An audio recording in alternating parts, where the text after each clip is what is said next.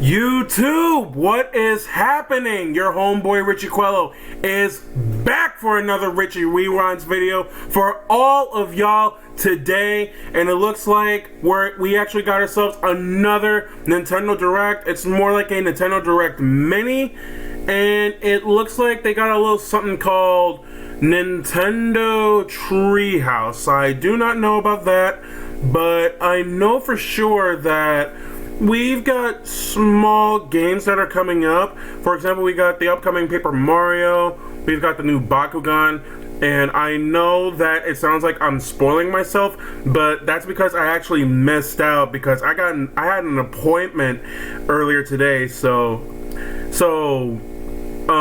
you can bash me in the comments all you want. I completely get it, but hey, what the hell? Let's just watch this. First things first, I honestly don't know which one to start with, but I think I'll jump to Paper Mario because I've heard so much about it and I really want to get back into this.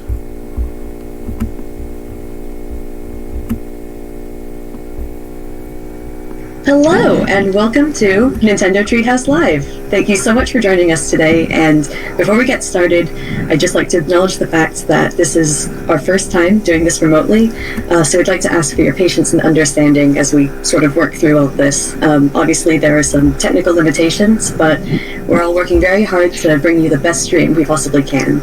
So, without further ado, let's meet the team. My name is Riona, and I'm joined today by Ethan, who will be playing the game for us, and Sam, who is going to be offering some keen insights for Paper Mario: The Origami King, which is the game that we're going to be showing you in this segment. Nice. In the next segment, we're going to be talking about an exciting new game developed by one of our partners. But to get started, we have a short video prepared that kind of sets up the story for Paper Mario: The Origami King, and while that plays, Ethan is going to be providing some commentary, so please, take a look. Cool. All right, let's get started, everybody. We are seeing Mario and Luigi enter Toad Town. They've been invited here by Princess Peach to join in an origami festival, but something seems to be wrong. There's not a whole lot of toads to be seen. So, we are going to make our way into Princess Peach's castle to see what's going on.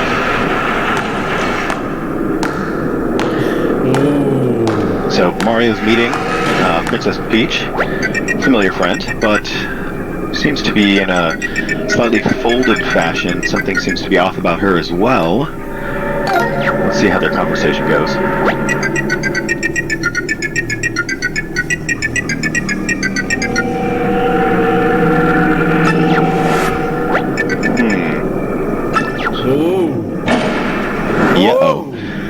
So right, Mario finds himself unceremoniously dumped into the castle dungeon, and he's got to make his way out. And he's using an ability here called the Thousand-Fold Arms, which we'll see later. But he's uncovered his partner for this adventure, Olivia. And so now they can kind of join forces to make their escape. And as they do so, they're also going to run into a couple other familiar faces. Might recognize Bowser here, who finds himself in a kind of folded position as well. He's not super happy about it. So the three of them now are going to try and make their escape from the castle. They get outside, and they're met by Princess Peach and somebody else.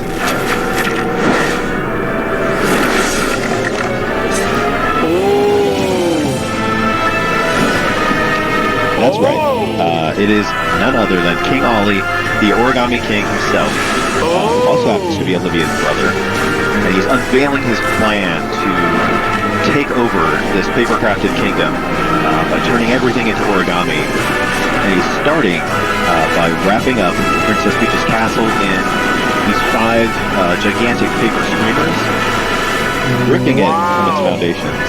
That's not cool at all. So Olivia and Mario and Bowser are kind of left to try and make their escape. Things don't go exactly as they were planning, and the castle is dropped on top of a mountain far away, and that is where we're going to start our gameplay. Hold on, Mario. Buddy, wake up. Okay, Mario was kind of sleeping on the job there. So here we go. All right. So, as you saw, King Ollie abducted Princess Peach's castle, but that's not all he's done. He's also folded up Bowser's minions from paper into origami. So you can see a little origami Goomba up there. Those are King Ollie's folded soldiers, and some of his other minions have gone through the world and torn these terrible holes in it. And you'll see, I think Ethan did a bit earlier, he's collecting little scraps of confetti so that he can fill in these holes and hopefully rebuild this world that was destroyed a little bit by King Ollie and his minions. Yeah, and as the camera pitched up there when Olivia was talking... confetti here. Oh, sorry, Ethan. Go ahead. No, go ahead. Oh, I was just saying, as the camera pitched up, you could see that the red paper streamer in the background, and that's one of the streamers that wrapped up Princess Peach's castle in the video that we saw. And that's going to be our goal, is to try and get up and deal with that paper streamer. Oh, look at this lovely little butterfly. Probably a little something hiding in the wall. So that's another thing that King Ollie has done, is he's taken all of the toads from Toad Town and hidden them all about the world. So you'll notice that when you first came to Toad Town, it was completely empty, and now you find them, you refill them. But now we're in a battle, and I'm hoping that Sam can talk about this a little bit. Yeah, I love the battle system in this game. Okay, so the battles happen in two different phases. You've got this ring-based puzzle portion, and then you've got your familiar Paper Mario timing-based attacks. And the way Ethan solved that puzzle is by moving all of the enemies into a position where he could attack all of them at once, using this jump attack here, where he is getting excellence all down the line. Nice job, Ethan. Thank you. Yeah, he's racked up all these bonuses too, which are giving him a ton of coins. Sorry, Rihanna, go ahead. That's exactly what I was about to say. No, great minds think alike. And you'll see that using confetti can also help you discover little secrets, maybe reach items like this question block that you wouldn't otherwise be able to reach. And if you look up the road here, you'll see a little Koopa Troopa just hanging out. Oh, I think Ethan, he has something to say about this little Koopa Troopa. Is that him?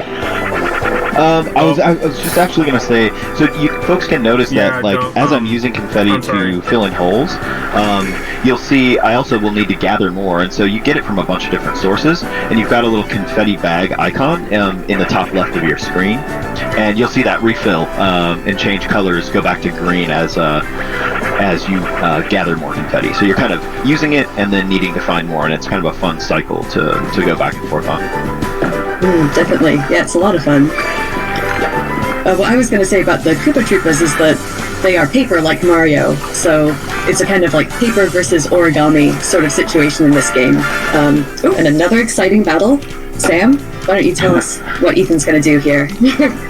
Yeah, so this one's a little bit different. So as you saw in the first battle, he lined all of the Goombas up in a straight line, and that's the way you get the enemies into an arrangement for your jump attack.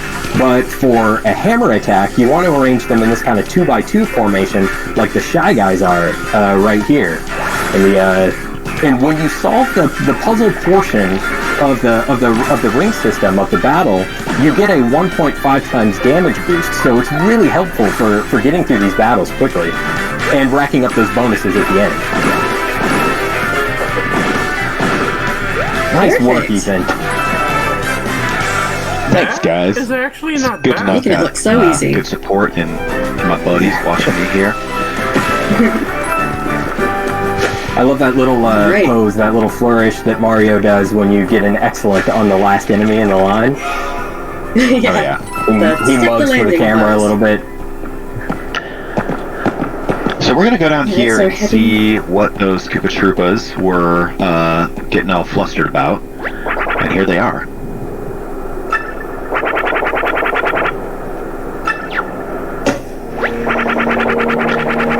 an entrance to a temple here that's going to become important later.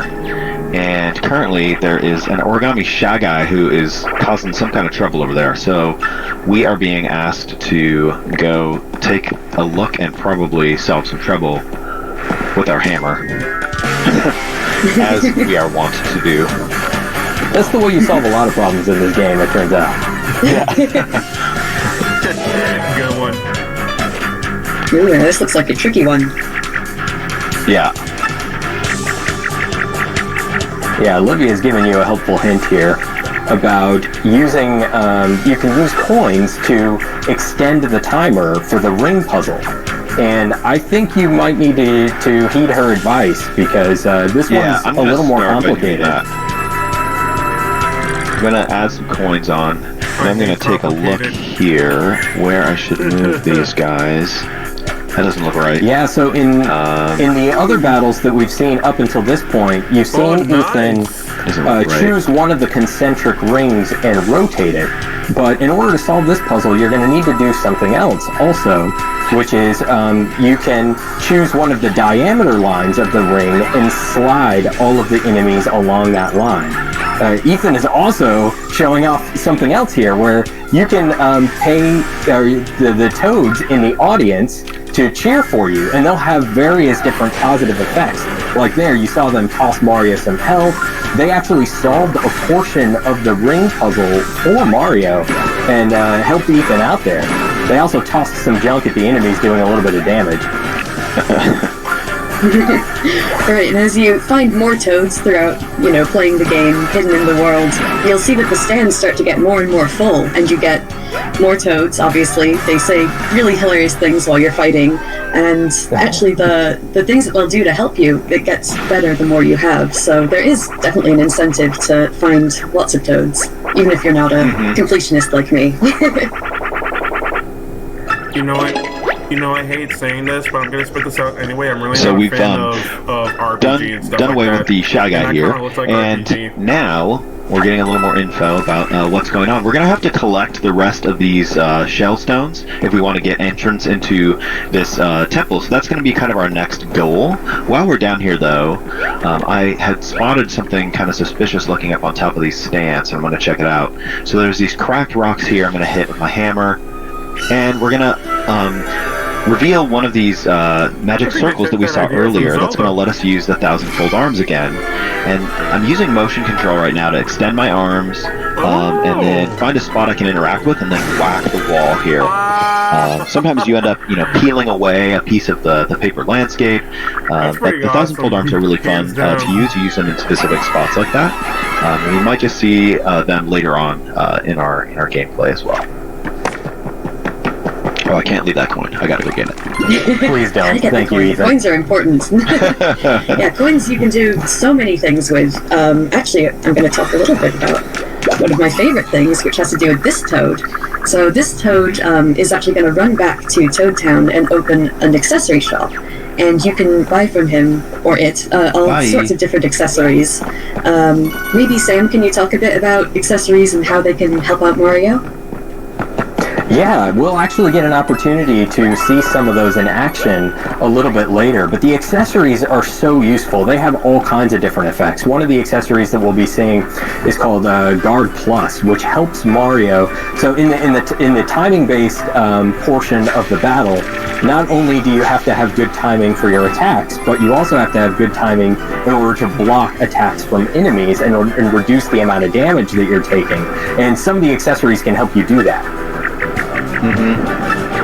There's all kinds of accessories though, and they do all kinds of stuff, and it's really fun to find them and kind of incorporate them into your tool set. For sure. Just noticed a house there wrapped up in the red streamer. We're gonna have to come back and take care of that later. Those people inside will have to sit tight for the moment. Let's see this nice little butterfly floating up there. It took a lot of confetti to fill in that hole. Yeah, it did. Yeah, wow. Now the butterfly is attracted by the flowers and whack it because it's totally a toad. Oh, wow. They're just flapping about. Yep. Alright, let's see. I'm gonna make my way No, over he's here. flying, didn't you see? Okay. Oh, right. So I didn't want to fight that guy, that little Goomba there, so I decided to run from that battle. Got another toad who seems to be stuck in the sand trap here. And... This area looks very intriguing with its... Oh no. Oh no. Hey! Oh, look at that. Classic! Hey, what's this? So, yeah, folks who are Mario fans may recognize this stairway. You know what to do. I do. I love this particular one because it just shows you that like the toads that are hidden around the environment are really in a variety of different ways. Sometimes you pull one out of a wall, and then sometimes something really dramatic like that happens. Okay, we're wanting to get through here to follow the red streamer, but this origami dog is blocking our path. So you know what to do. It's hammer time. And this little toad is another special little guy. Yeah, he's putting up his dukes, but he's gonna run back to Toad Town as well, and he's gonna open, he just mentioned, the Battle Lab, which is a place that, you can practice your timing for battles and things like that. So there's definitely, finding toads, you never know which toad you're gonna find. You might find one who opens a shop, or all sorts of things. So. Right, we've already got a couple extra things to do if we go back to Toad Town now, because of the toads we've rescued, which is cool. An unusual thing for Toad to do. Alright, so we are going to make our way from Picnic Road into Overlook Mountain, where the red streamer is going. And one thing I love about playing this game is moving from like one kind of wide open environment like Picnic Road right into the next, potentially even bigger, location in Overlook Mountain here. And there's just tons of detail, and you're free to explore kind of at your own pace and like do what you want to do. So that's pretty dope. I love that you can just kind of move from zone to zone as you choose. Let's Cool, see. little shy guys. Some sneak attack. Yeah. I think Shy... Oh, and so Ethan has just found a collectible, which we haven't seen so far, but this is going to show up in the Toad Town... Ambush! I got ambushed. So, I was saying that will show up in the Toad Town Museum, which is where you'll find all of the different collectibles, and... yeah, that's basically it. We've got another battle here going. We're excited to see Ethan quickly, you guys. knock this one out of the park. Yeah, nice work. Oh, fantastic. Yeah, it's immensely satisfying to solve these ring puzzles, get that damage boost, and then do a ton of damage when you get into the attack phase. You can get through these battles really quickly if you master this system. And this is a wave battle, so you've got multiple groups of enemies that you're going to have to fight. Oh, Ethan's making it look so easy. Yeah, you're thrashing these guys. You know me. Oh, sorry, we threw you off. That was our fault. And of course, I'm even trouble. I know.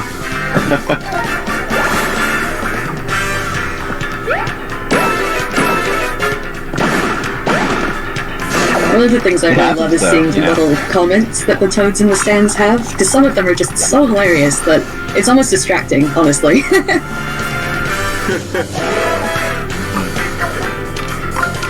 So we should mention that solving the puzzle in the battles isn't required. This is just to show you can still move on. Oh, go ahead, Sam. Oh, sorry, Ethan. Yeah. No, that's what I was going to say. Dang, I love Oh, okay. Sorry, there's a little bit of delay that we're working through. But yeah, we were just saying that you don't need to solve the puzzle in order to move on. You can still work your way through the battle, but solving the puzzle and getting that damage boost is really going to help you rack up those bonuses like you saw Ethan get. He got a ton of coins at the end of that last battle, and the coins are so useful in this game. You might think that, oh, he has over 8,000 coins, and that's plenty, but you can burn through those really quickly. Definitely, and we've just entered into a battle with the shiny. Maybe, Sam, can you talk a little bit about the weapon that Ethan has chosen to use? Yeah, so he's battling some Spinies right now, which it probably wouldn't be a good idea for Mario to jump on those with his regular boots attack. So he equipped some iron boots there, which allowed him to jump on those Spinies. Now your boots and your hammer, you'll always be able to use those attacks. Those will never deplete. But certain special attacks, like the iron boots that he was using there, will deplete after a while. Very true. And one thing that I just wanted to point out, it's very little, but something I enjoy is that when you finish a... Alright, I don't mean to pause it, but this thing ain't bad, really. Hands down, I kind of like it, but the new Paper Mario, it is fun. Don't get me wrong, it's fun, but RPG games don't really catch my attention. And like I said, don't get me wrong, Final Fantasy VII and the Final Fantasy VII remake, these are great games, hands down. Don't get me wrong, okay? But I don't know, these kind of games, they don't grow on me for whatever reason. Now, let's take a look at the new Bakugan, see how it works. I don't think it's gonna catch my attention either. Hey everyone, welcome back to Nintendo Treehouse Live. Before we dive in, we'd like to play a short video. This is a first reveal of a new game coming exclusively to Nintendo Switch this year. And right after, we'll see live gameplay and dig into some of the deep battle mechanics the game has to offer. So please take a look. Oh, and that was it?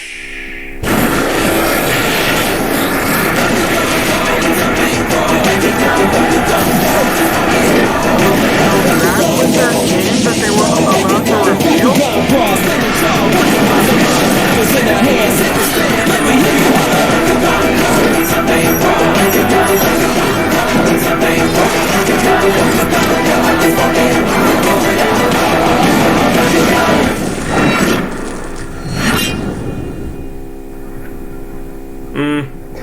Hey, welcome back. So, Bakugan Champions of Vestroia. Let's introduce everyone. I'm Sam, and I'm here with Tyler from Nintendo, and two special guests. Everyone? We've got Steve. Hey, Tyler. We've got Steve Robert from Spin Master. Hey, Steve. Thank you for joining us. Hello, Robert. Strategy to discover. Let's see this. There's plenty of depth in our game, including faction resistance, increasing your Bakugan stats via in-game progression. Plus, you can selectively modify up to 4 special ability slots for each Bakugan on your team, before and after the battle. In addition to brawling, which you'll be doing a lot of in our game, explore an RPG world across a variety of environments and engage in over 100 quests. In all, you'll collect over 80 Bakugan, plus 200 special ability types and upgrades to help you and your Bakugan become champions. Did I mention 80 Bakugan? Actually, it's 81, because we've listened to our fans and we're bringing back Leonidas. Lastly, we're proud to announce in Bakugan Champions of Vestroia, you can play against brawlers around the world in online head-to-head multiplayer. Alright, nice. Kenny, let's get our brawl on. Alright, we'll pick up the first fight down here. So I'm basically jumping in a mid-story quest here. I was sent by a local kid to go and do some practicing before some tournaments coming up.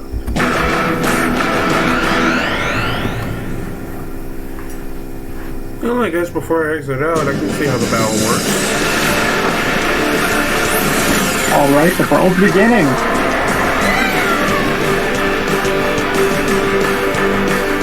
Yeah, immediately you get a sense for just how huge they are. Yeah, the scale of the Bakugan, the intent was to make sure we kept the epic feel. You know, Bakugan are anywhere from like 2, 3, 4 stories tall, so we wanted to ensure that came through in combat as much as possible. So, you know, the combat system is kind of a hybrid to the TV show, as people are watching the TV show, and then the Torian TCG. So, we're running around here in the Hive Matrix real time, collecting energy cores, which are those blue hexagons on the field. Those energy cores give you the equivalent of mana in like a fantasy RPG game. So on the bottom left corner, that's my 4 abilities. Those are, the equivalent of, essentially casting a spell. So right now I'm getting beat down a little bit as I'm talking, but I will change the course here quickly. So one thing you'll notice also with the energy core is we bring in some tactics and decision making just from the energy cores alone. See, the course you just picked up there was a small energy glow, which means it has a lower quantity of energy that's going to supply you. The bigger the glow, the more energy you get. So now it becomes a decision of, do I want to get these 1 or 2 close cores, or do I want to go for the far bigger core with more energy deeper into the field while passing up, other options. It's kind of interesting as like resource management, where you're having to collect the energy cores, but also plan what attacks or abilities you're going to use. Are you going to be quick to attack, or are you going to save more energy? And the strategy there is really what it comes down to. And looks like you won that brawl. Indeed, nice to your point. Thank you. I was going to say, by the skin of your teeth, you had 12 health left. That was a nail biter. I had another Bakugan in reserve. But to your point, Tyler, sorry, Steve, go ahead. Oh, I was just going to give a little background on story really quick. So basically where Kenny ended up there was his last brawl in a series of a quest, because he wants to impress this local hotshot named Larry, who's organizing a local tournament. Overall, our story interweaves between a series of tournaments and a larger investigation into a mysterious and abnormal earthquake activity going on in San Barbara's, which is the town of our game. Yeah, that's there's a lot of focus on the brawling, but there's all of these other elements going on in the game that you're going to want to, I guess, constantly track on top of just your brawling strategies, right? Correct. Right. So, the storyline I just picked up there that I'm quickly progressing through is hitting on the point that Steve was talking about, where that was one of your good friends. She's telling you about some of the earthquake activity that's abnormal for the area going on, and she's investigating into it, and I think that's kind of where your story starts to unfold for you.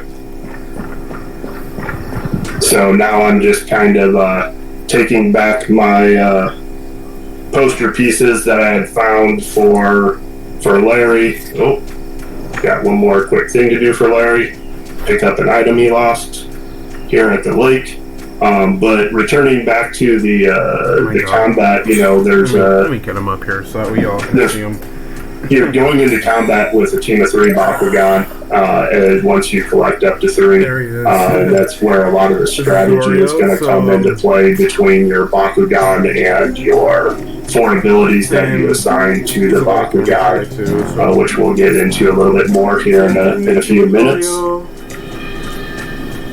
Just something that I kind of noticed that maybe others may have noticed as well is that your Bakugan you are actually talking to, but in battle they're so much larger, and do you mind kind of going into a little bit of that relationship that you have with your Bakugan?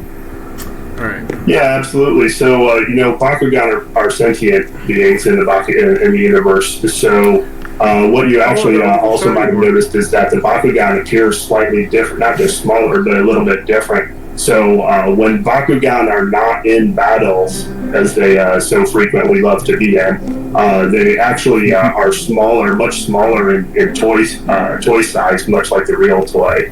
And they, your Bakugan are someone that you're actually befriending as you go. Sorry, I think he wants to get down now. Oh well. That's pretty awesome. So you're going to build that relationship with your Bakugan as you continue to find more and change up your roster. Correct. I see a familiar face. So, there he is. Dan Kuzo. Yes. So, the awesome brawlers from the TV show, again, you're going to get appearance from Dan here. Dan is kind of your tutorial guide. Much like they do in the TV show, they will be streaming little information for you to help guide you through the game and get you going on your strategies and just your overall open world experience. So here he's telling us about, I just got a Baku ability card from Larry, and he's telling me how I can assign it to a new Bakugan. Again, one of the layers of strategy that you're going to have to consider is that every Bakugan ability is associated to a single faction. So, there's 5 factions: Pyrus, Heos, Darkus, Aplos, and Ventus. So as you collect Bakugan ability cards, as you can see, there's 5 here. There's like 4 there. You'll start to get basically what's the equivalent of a mini deck building opportunity. So you get all these cards that are part of your deck to assemble, and your deck is really just the 4 abilities that you're assigning to each Bakugan when you go into the fight. So that's where a lot of the strategy comes in. Oh, I'm sorry, Kenny, go ahead. Oh, no, absolutely. I was just saying Larry gives me more loot here. So, yeah, you are correct. That is a lot of where the strategy's coming in. So, personally for you...